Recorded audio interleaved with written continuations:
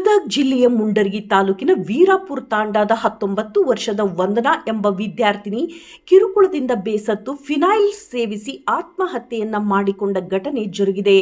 ಗ್ರಾಮ ಪಂಚಾಯಿತಿಗೆ ಹೊರಗುತ್ತಿಗೆ ಸಿಬ್ಬಂದಿಯಾಗಿರುವ 47 ವರ್ಷದ ಕಿರಣ್ ಕಾರ್ಪಾರಿ ಎಂಬಾತನು ಈ ವಿದ್ಯಾರ್ಥಿನಿಗೆ ಫೋನ್ ಕರೆ ಮಾಡಿ ಮದುವೆ ಆಗುವಂತೆ ಒತ್ತಾಯಿಸುವ ಮೂಲಕ ನಿತ್ಯವೂ ಕಿರುಕುಳವನ್ನ ನೀಡುತ್ತಿದ್ದನು. ಇದೇ ಕಾರಣಕ್ಕೆ ವಿದ್ಯಾರ್ಥಿನಿ ಆತ್ಮಹತ್ಯೆ ಮಾಡಿಕೊಂಡಿದ್ದಾಳೆ ಎಂದು ಪೋಷಕರು ಆರೋಪಿಸುತ್ತಿದ್ದಾರೆ.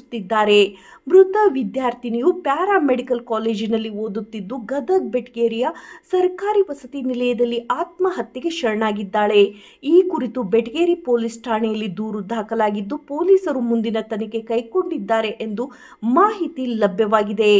ವರದಿ ಚಂದ್ರಶೇಖರ್ ಸೋಮಣ್ಣನವರ್.